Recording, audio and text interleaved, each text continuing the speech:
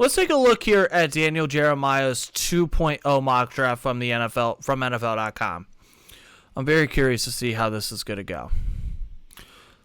So number 1, the Chicago Bears are selecting Jalen Carter.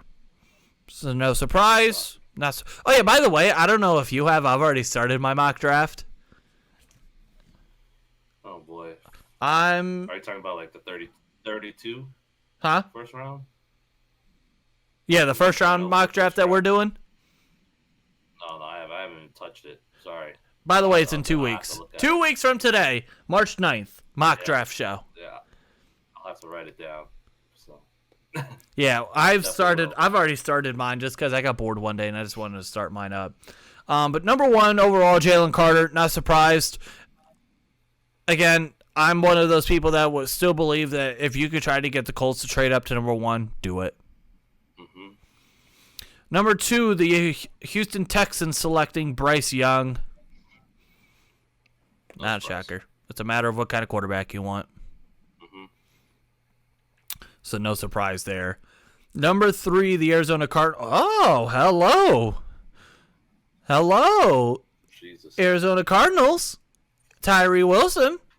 So he says first edge rusher off the board over Will Anderson. There's a lot of love for Wilson around the league. His combination of size, length, and production has teams very intrigued. You know what this would be? And I have not looked at this mock draft whatsoever. But you know what this would remind me of? This would remind. So if Tyree Wilson were to go number 3 and say for some ungodly reason Houston or the Colts were to take Will Anderson at number 4, this would remind me of last year with Derek Stingley and Ahmad Sauce Gardner. A lot of people thought that Sauce would be the first corner off the board, and it ended up being Derek Stingley. That's how this pick would be. Very true. But I mean, Tyree Wilson, he's a guy to me. He reminds me of Bradley Chubb. Mm-hmm. But I don't know if you could pass up someone who's been comped to Von Miller. Will Anderson personally. That guy's a monster. Will Anderson, to me, is the best player in this draft. He's a monster. I don't really do big boards, but if I did do a big board, Will Anderson would be number 1. Oh, yeah. Him and then Jalen Carter. For sure. They're up there. Those two. But, yeah, I don't think that I don't know. I mean, it's a fits a need, but I just don't know if that would be who I would go for number 3. Number 4, the Indianapolis Colts, they go after C.J. Stroud. Again, not a surprise here. They go after the quarterback of their future. They've been trying to go for 1 billion years going with the old veteran route. And now it's time for them to go and get the actual quarterback of their future.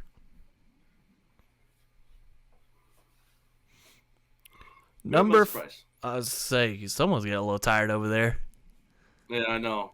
I've been up very early, but it is what it is. Number 5, the Seattle Seahawks getting Will Anderson. Now, if you're the Seattle Seahawks and you get Will Anderson to fall to you at number 5, Seattle fans, you guys need to throw an absolute parade because the heavens from above have answered every prayer that you could want. And Seattle drafts weird, as we all know. Which is,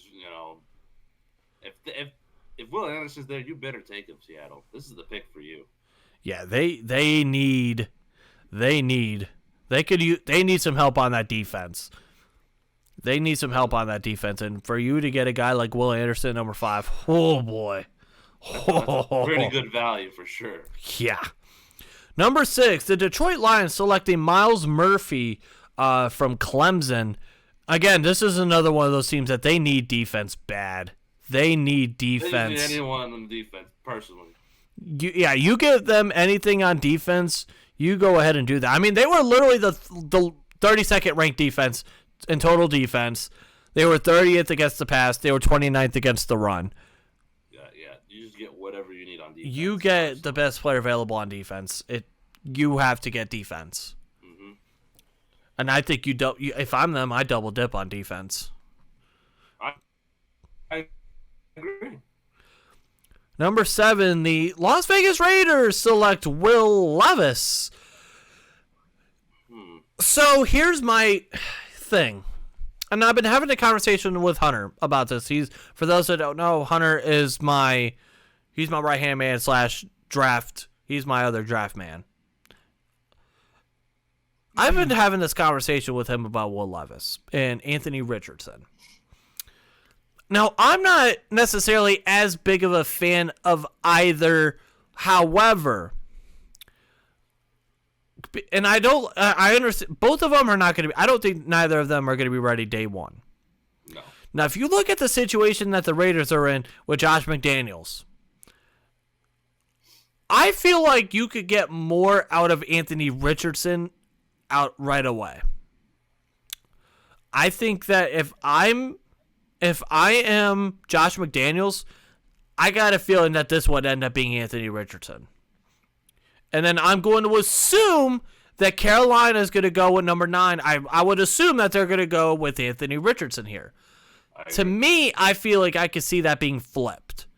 I think the more likely scenario for me as of this moment is that the Raiders select Anthony Richardson and then the Carolina Panthers select Will Levis. Depends where Rodgers go personally and what happens with him. Yeah, I also don't see the Raiders. I could see them trying to go for Rodgers, but I don't see that. I don't think that ends up being the case. I don't think it's happening, but you never know in these days. So yeah, we never know. Number 8, the Atlanta Falcons selecting Lucas Van Ness. Okay, so no Peter Skoronski, which I'm liking it already. Huh? I'm liking it. I mean, if you're a Steeler fan, you like that for the fact that you get it. You think that you're going to get a guy, there's a better chance that one of those tackles could fall to you. But they need help on that edge. But I've also seen a lot of mocks going with Peter Skoronski, for most people, is the best tackle prospect in this class. I would not be shocked by this. Nope. I think it's just I had the initial shock because I'm just so used to seeing Skoronski go in number 8 to the Atlanta Falcons, and then you think about it, it's like, they could they do need some edge help. They need a lot more than just an offensive tackle and an edge rush. Personally, you know that for sure. But. Yeah, I mean they were pretty good again to the quarterback last year. They were 12th. They got 37 sacks. Or they were never mind. I lied. They were 30. That was sacks allowed. They were 31st in sacks. So yeah, they did not get to the quarterback. I apologize. They did not get to the quarterback whatsoever. So it could go either way. So yeah, the more I think about it, the more I'm not mad at it. The more I'm not mad at that pick. That's a lot of edge rushers. It's already 3 already in the top 10. Hold up. Oh, wow. Hold up. So the Carolina Panthers are going to get Peter Skoronski. Not. So in this case, would it be Anthony Richardson? Oh, if I'm the Carolina Panthers, if you made this pick, I'm not happy as a Carolina fan personally. Yeah, it could help. I guess you don't believe in Anthony Richardson here?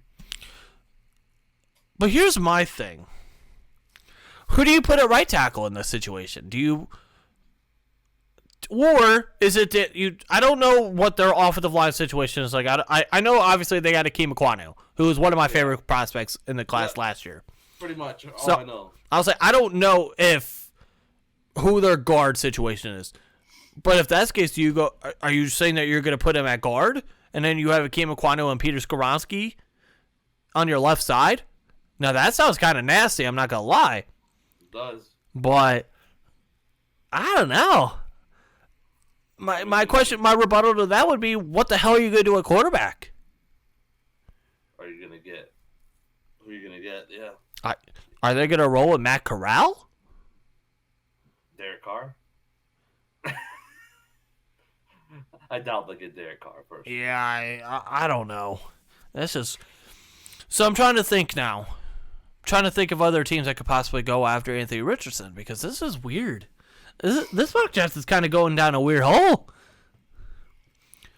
Number 10, the Philadelphia Eagles. Ooh. Ooh. I like this pickup for the Philadelphia Eagles. I like this. Mm-hmm. Now, it's weird because they have a lot of it. They have a lot of needs on their defense. They have so many players. Now, Miles Murphy is gone. Lucas Van Ness is gone. I think they would have loved to get a defensive lineman. Oh, yeah. Because when you look at it, Fletcher Cox is 32. Robert Quinn is 32. Brandon Graham is 34. And Javon Hargrave is 30. They are all free agents. So if you want to get younger, they would love to go and get a defensive lineman here. But it's a matter of if Miles Murphy is going to be there or Lucas Van Ness is going to be there. But in terms of corner, this is another great pickup because Devin Witherspoon, too, now a lot of people have become that cornerback one. At the beginning part of this process, it was Kelee Ringo. Then Christian Gonzalez got in the mix. And now Devin Witherspoon is starting to get a lot of attention. He's starting to get a lot of attention, and now he could possibly become cornerback one. And you add that to that defense, ho ho ho. And on top of that, I want to say James Bradbury's a free agent too. Yeah, he is a free agent. We talked about that earlier because I guess the Steelers are going to get him. No,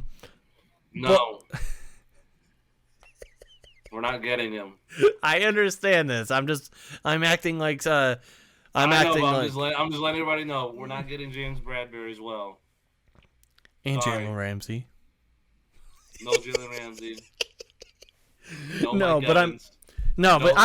In terms of this, Devin Witherspoon would be a phenomenal pickup for them. Oh yeah, for sure.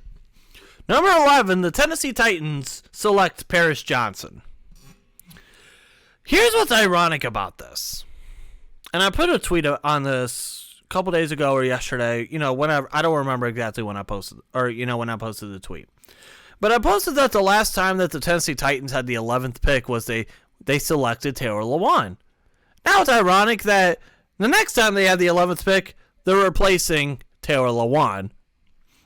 And in this case, yes, I do agree that with the Paris Johnson pick, they obviously are going to want to replace what Taylor Lewan brought to them for close to a decade. So, yeah, I have no rebuttal to this. No rebuttal. I agree.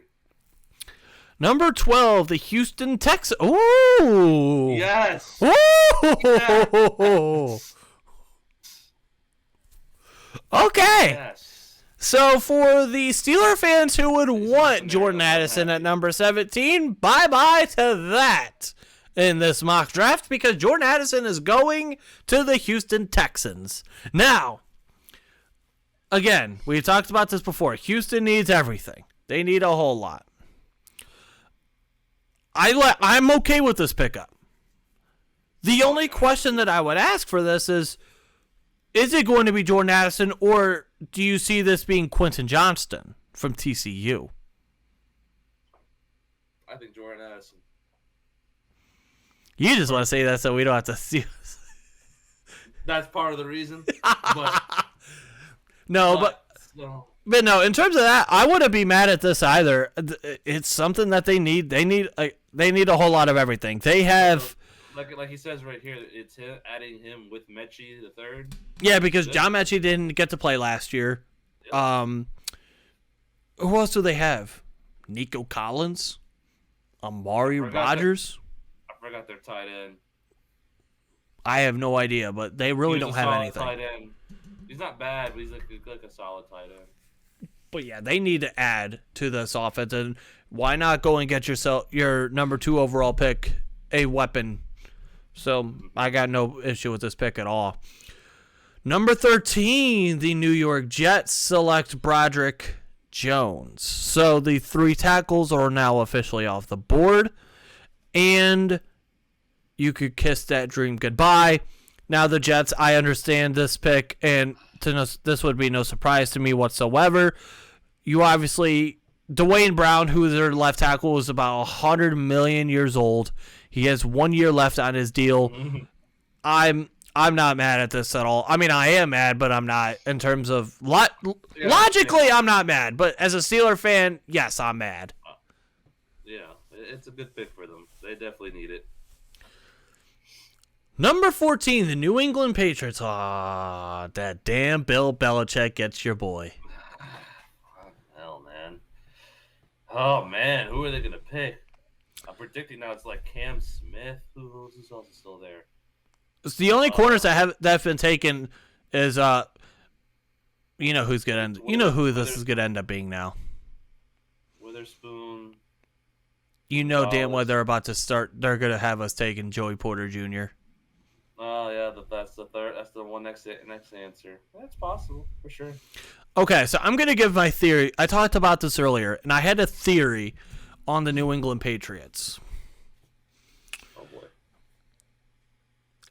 New England's such an outside the box. When you think of them, you have to think outside of the box. Because you have no idea who they're going to get. I mean, last year they picked someone who was ranked in like the 70s, Cole Strange. Yes, that was a strange pick. All pun intended. I could totally see this being DeJuan Jones. Yeah, I like I said, I don't know what the Patriots are going to pick. They're always strange. Isaiah Wynn is a free agent.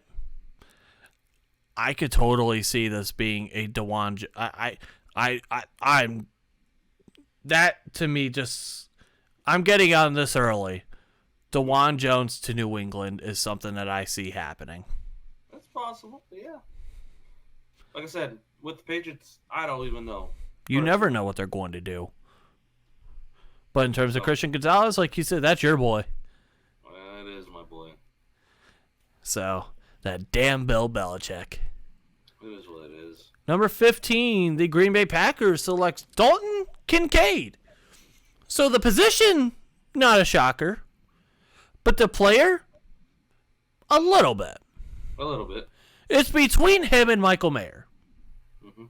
It depends on, obviously who's number one on their board. Mm-hmm. Between Kincaid versus Michael Mayer. But Robert Tunyon's a free agent. Mercedes Lewis is a free agent. Not a surprise. Nope. So, yeah, in terms of the position, not a surprise at all. In terms of the player, just a smidget. Just a smidget. Number 16. You know Anthony Richardson has not been off the board yet? I just realized that. Still there. Oh, hello. So we don't have to see the Steelers getting Joey Porter Jr. because he is going one pick before us to the Washington Commanders. Now, to some Steeler fans, they would be very happy about this because they don't want Joey Porter Jr., they don't want to touch him with a 20-foot pole. And then there are some that are going to be very upset about this. In terms of just strictly the position, yes, you would be upset about it because that's another corner off the board. But obviously, you know what? All the extra stuff when it comes to Joey Porter Jr. and Pittsburgh. But yes, that is a need of theirs. And yeah, this is to no surprise. It's no surprise. Number 17. Here we go. Who do we want to predict? I'm sorry saying Cam Smith here.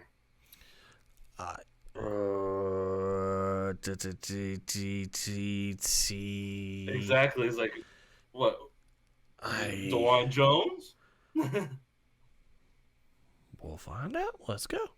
I'm going to go with Cam. Right? I'll go with Cam Smith as well. Here we go. Number 17. Oh, hello, Darnell Wright, the tackle from Tennessee. Okay, so here's the thing. So you have the top 3 tackles. They're gone. And then you have the next group of tackles. And that would include guys like Darnell Wright. That would include guys like DeJuan Jones, Cody Mayock, or Mock, whatever, from North Dakota State. That includes guys like I said, Anton Harrison from Oklahoma. It adds that into it. So, Okay. I'm not upset. You get your tackle. So in your case, you don't have to worry about Taylor Lewan. Does that make you happy? Yes. Okay. All right. So the picks. Oh! Okay. Okay. Okay. I don't see this happening in a chance of hell. Well, you never know, actually. Actually, you know what? Yeah. Okay, never mind. I lied. It's Jared Goff. Come on. Hey, Jared Goff played very well last year towards the end of the Yeah, season. he did, but I'm Second half of the sorry. year. Do you trust Jared Goff? Trust him more than Mitch Trubisky. No. Hey, I mean, you and me in person saw Jared Goff coming then Heinz Field, and yeah. I mean, yet again, he didn't do much of anything. It was the running attack, but we also that was a game that. Yeah, by the way, for those that don't know, me and Jared were both at a game in Pittsburgh, and needless to say, we watched the Detroit Lions and the Pittsburgh Steelers tie in a game where Mason Rudolph threw the ball 50 times. Can't believe I sat in that weather. And now that is a meme between us that will last, that will go into infamy. But this is an interesting. You know, we talked about earlier thinking that they would double dip on defense, and apparently not. No. Apparently not. This is not, I wouldn't be upset with this pick for him. You get to sit, learn behind Jared Goff. Oh, hello. The Tampa Bay Buccaneers going after Bijan Robinson. Tampa Bay. Now, I'm going to say this right now. If the Detroit Lions were to select anyone else, I think that the Tampa Bay Buccaneers would select Anthony Richardson. Agreed. Because right now that they're rolling out with Kyle Trask. How ironic would that be? You would have two Florida quarterbacks, two Florida Gators on the same roster in that situation. In Tampa, Florida. And Tampa. Tampa Bay's in a weird spot. I don't know what the hell. Yeah, what the hell are they gonna pick here? I don't see a running back. Is that like your most important need? No, they need a corner. 19? They need a corner. Exactly. They could use some. They could use a corner. Cam Smith is out there. Why not go after him? Or they could use another offensive lineman. They could have. They lost their whole line. That too. So, we shall see. Number 20, the Seattle Seahawks. They go and get Jackson Smith-Njigba. So they go after. Great pick. So Seattle, they go out and they get Will Anderson, who, in my opinion, is the best player in this draft. They get him at number 5. And then you go after Jackson Smith-Njigba, who is a guy that has great body control. Yes, he does have 1 year of production, but he is a guy that is going to be a very, very good complement to DK Metcalf and to Tyler Lockett. Oh, yeah, that would be pretty good with Seattle, personally. Oh. But I don't know if they're smart to pick that. I mean, I don't know. I have no idea. We'll see what Seattle does. Number 21, the LA Chargers are selecting Quentin Johnston. So Quentin Johnston in this, depending on how you feel about him, has kind of fallen a little bit. But yeah, but with the Chargers, they're also, if you look at it this way, if they're going to let go of Keenan Allen, you got to have someone outside of Mike Williams. Yeah, that's the only reason I see this happening if Keenan Allen's not on this team. So we shall see. Number 22, the ball. Oh, okay. Man, I'm gonna say this right now about Baltimore. In this pick, when I started scouting Brian Branch, to me he was Minkah Fitzpatrick. You fall in love with a couple players. Brian Branch is one of them, for me. he is so versatile. He's a guy that could do it all. And I would hate for the Baltimore Ravens to get Brian Branch. He is so versatile. Well, I guess not another weapon for Lamar Jackson, I guess. All right, that's fine. So I see that's how you take it. Yep, that's how I see it. It's Brian Branch. Great job. Stack up that defense. Leave the offense with Devin Duvernay, Rashad Bateman. You sound like such a hater, and I love it. I love it. I love it, man. Listen, that means the offense is going to suck again. I'm sorry. All right, number 23, the Minnesota Vikings selecting Deonte Banks. So, yeah, this isn't not a surprise here. They need a corner. They just need defense. They need defense. They just need to pick up the right corner. Yeah, they seem to go with corner like every other year, it feels like. They need to pick the right corner. They keep picking the wrong one. Yeah. They need to just go and get a good corner or something. Okay. Number 24, the Jacksonville Jaguars selecting Brian Breesy from Clemson. So, in this case, his value is so weird. That's a great pick for the Jags, though, personally. You get a run stuffer, basically. I could see them going with a corner. You wonder if they could possibly go with a tight end. Possible, but as I know my one Jags fan, he prefers defense, probably maybe an offensive lineman. Linebacker wouldn't be a bad pick, but their linebackers are pretty good. They're not the greatest, but they're okay. But a D tackle would be good for a corner. All right, number 25, the New York Giants select Jalen Hyatt. Now, I don't know how you feel. I'm not the biggest fan of Jalen Hyatt. I heard the name, haven't watched anything about him, so I don't have any opinion on it. He is the Biletnikoff winner from last season. Okay. Great job. Anyways, we'll see. Like I said, I don't know. I don't know what you want me to show you. I don't know about Jalen Hyatt that much personally. I appreciate your honesty. Number 26, the Dallas Cowboys select Keon White, edge rusher from Georgia Tech. Last year they got, I want to say, Tyler Smith. Yep. And that ended up being a good pick, and that was one of those guys that you thought maybe could sneak into the first round, and he did. Keon White's a guy you're starting to see more and more of in the first round. And not a bad pick, be good for them, for sure. Why not go and get yourself some more defense? So, yeah, I'm not mad at this pick at all. Although you maybe think you could go with a wide receiver here. How about this? Depending on what happens with their running back issue, with Zeke and Tony Pollard, you think they're going to pay Tony Pollard? No. And what do you think, Zeke's going to be the RB1 still there, or is he going to get cut? There is a shot that they could get cut, but remember also Bijan Robinson's already gone. Yeah, and this is so unless you go with a guy like Jahmyr Gibbs. This is a beat rush. Could be Jahmyr Gibbs here, too. I can see a running back here.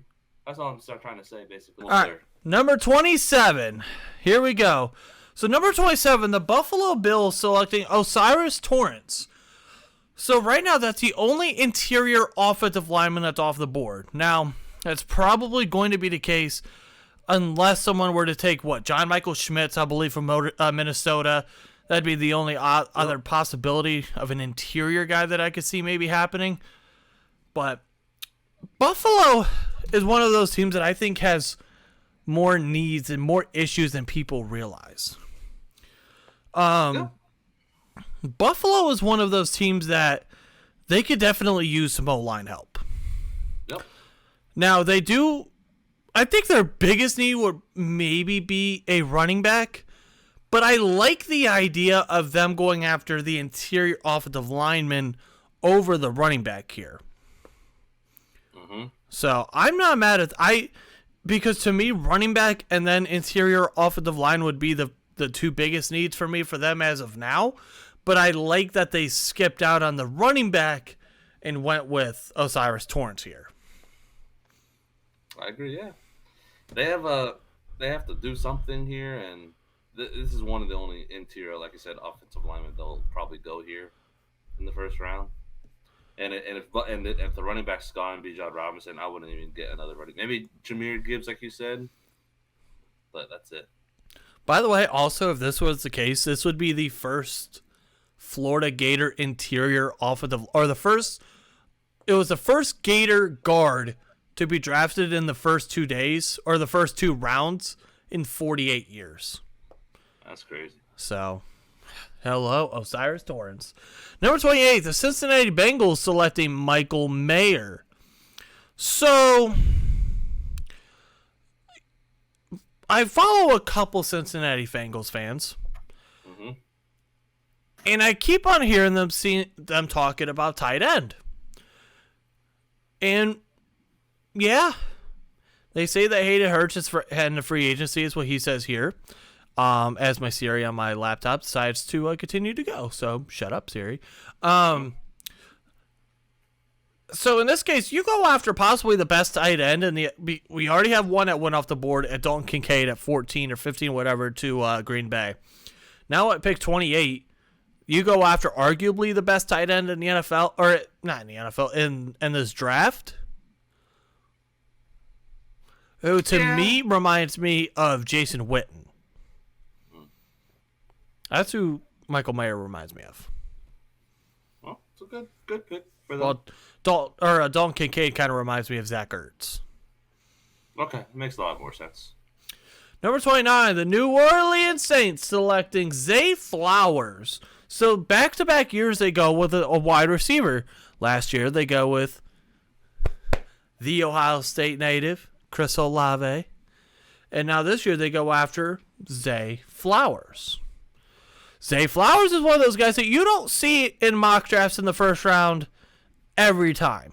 You'll see him in some. You don't see him in all of them. But it's an interesting thing. You know, earlier we talked about Tyler Lockett. Zay Flowers kind of reminds me of Tyler Lockett. I agree. I can see it. Flashes. They're both similar in size. They both can be QB's best friends, whoever the quarterback's going to be for New Orleans. Mm-hmm. They have the ability to get open. They both have the ability to get open quick and be chain movers. I like this pickup for the Saints, although you never know what the hell they're going to do because they're in. You know what the thing is with them?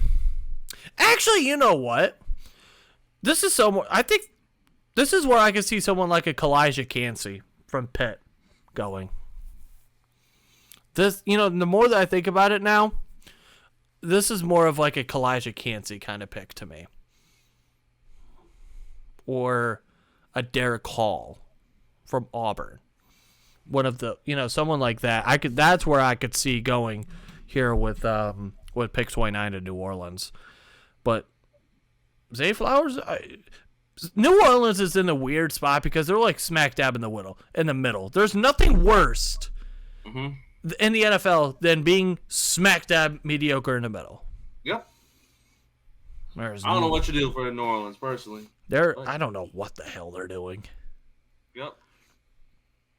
Number 30, the Philadelphia Eagles select Felix Adunke or Anadunke, whatever. I can't pronounce it. Uzama. This is another one of those guys that you've seen in slight mock drafts, but you don't see it every time. That's my first ever hearing his name personally. It's not the first time I've heard of him. But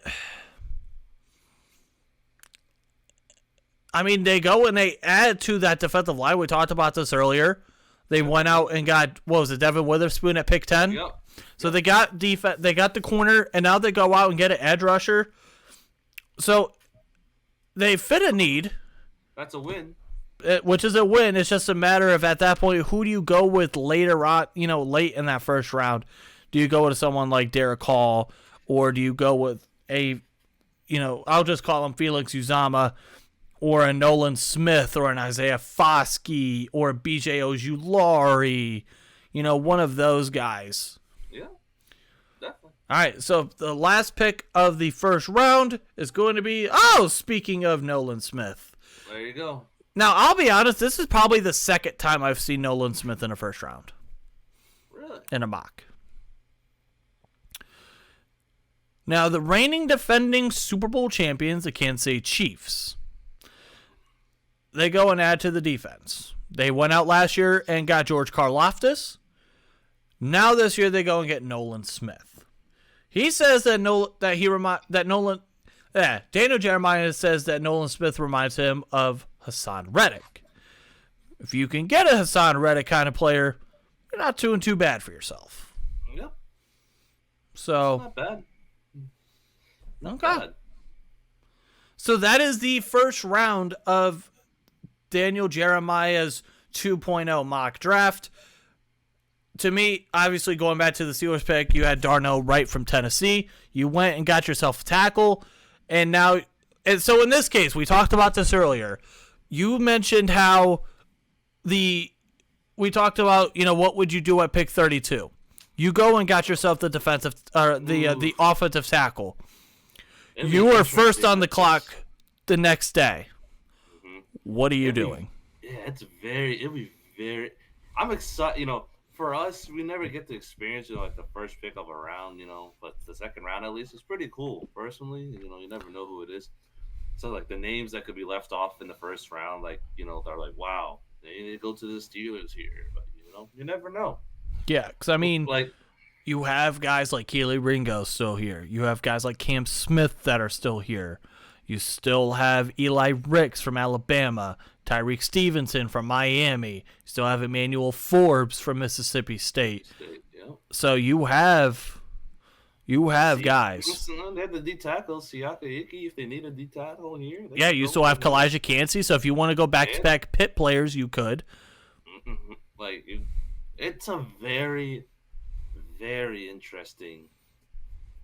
I don't know what the names. I'm just so excited to see what names will be left off after the first round, because the Steelers can get whoever they want, in the first pick in the second round.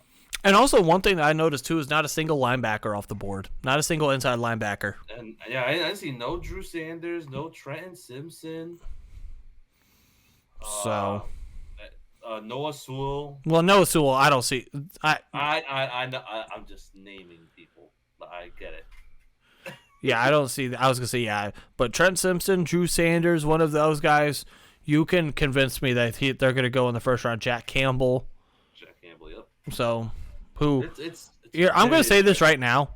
Jack Campbell reminds me of a not as advanced Luke Kuechly. Okay. Luke Kuechly was one of the I remember back in 2012. Well, I've been rewatching because I don't know about you guys. I rewatched the drafts on YouTube like a billion times throughout this process. Like I'm rewatching the 2011 draft for like the 19th time. Like I'm being completely honest, and I don't know why, and I somehow don't get tired of it. Mm-hmm. Back in 2012, Mike Mayock talked about how Luke Kuechly was the quote best zone coverage linebacker he had ever seen coming out of college. Wow. If you can be anywhere near Luke Kuechly, you're doing pretty well for yourself, because Luke Kuechly should end up in the Hall of Fame.